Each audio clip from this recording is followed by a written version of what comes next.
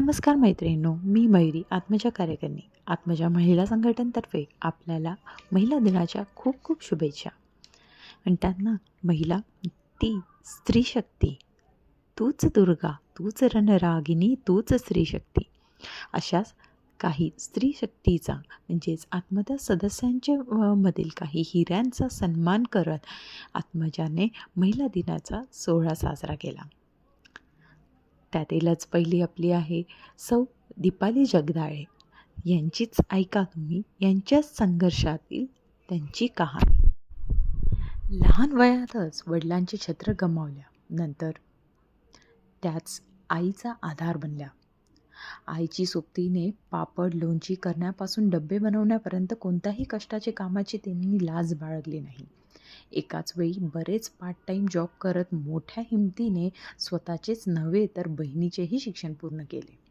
आज ती यशस्वीपणे स्वतःचा व्यवसाय, कौटुंबिक जबाबदारी सांभाळत आहेत. पण ह्या सगळ्या प्रवासात त्यांनी सामाजिक भान जपून ठेवले आहे. मदतीचा कॉल आला की धावून जाणे म्हणजे यांच्या स्वभावाचा भाग आहे. कोविड काळात रुग्णांना निःशुल्क डब्बे पोचवणे, घरपोच मेडिसिन व इतर मदत पोचवण्याचे काम देखील त्यांनी केले. अशाच या आपल्या संघर्षातील दीपाली जगदाळे अशा या प्रेरणादायी स्त्री शक्तीला आत्मजाचा मानाचा सन्मान, मानाचा मुजरा.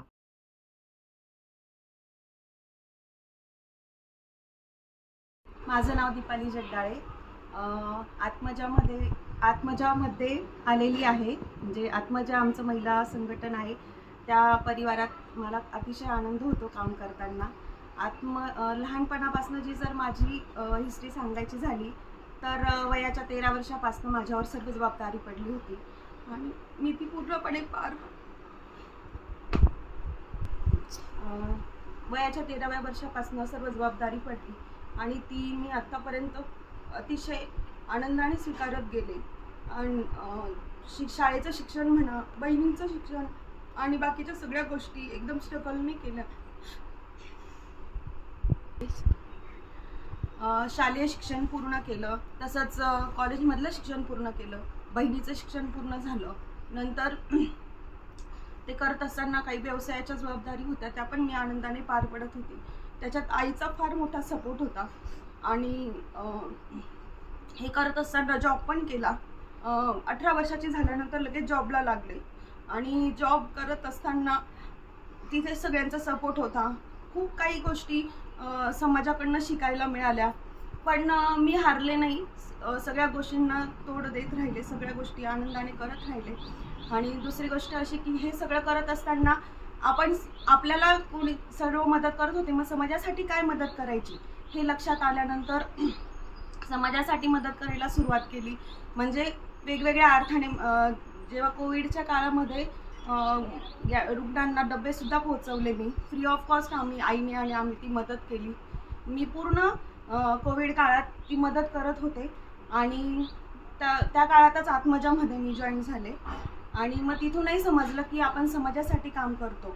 तर अजून मला आनंद झाला समाजासाठी काम करण्याचा आणि आत्मजाबरोबर तर आजपर्यंत आम्ही समाजासाठीच काम करतो आहे. आणि इथं ओळख झाली की स्वतःसाठी पण जगायला पाहिजे, तर ते पण स्वतःसाठी सगळ्या गोष्टी करत आहे आणि समाजासाठी करत आहे. ह्या पण गोष्टी पुढे नेतात आणि आता अतिशय उत्कृष्ट माझा बिझनेस पण चालू आहे. बिझनेसमध्ये मला फुल टाईम काम करायला मिळतं आहे आणि व्यवसाय माझा वाढतो आहे. आणि कशाचा बिझनेस आहे, काय आहे? मी घरगुती लागणाऱ्या सगळ्या आपल्या सगळ्या घरगुती लागणाऱ्या उपयोगातल्या वस्तू याचा बिझनेस आहे माझ्याकडे. 2-3 प्रकारच्या कंपन्या आहेत, त्यांचे मी प्रॉडक्ट उपलब्ध करून देते. होम डिलेवरी पण देते आणि ज्यांना शक्य नसेल त्यांच्यासाठी, जर वृद्ध असतील तर त्यांच्यासाठी पण ती मदत करत असते. म्हणजे पैसे कमवण्यासाठी माझा व्यवसाय नाही चालत, तर लोकांना सामाजिक मदत व्हावी याच्यासाठी मी माझा व्यवसाय करते आहे. आणि याबरोबरच त्याच्यातून सगळ्या गोष्टींमध्ये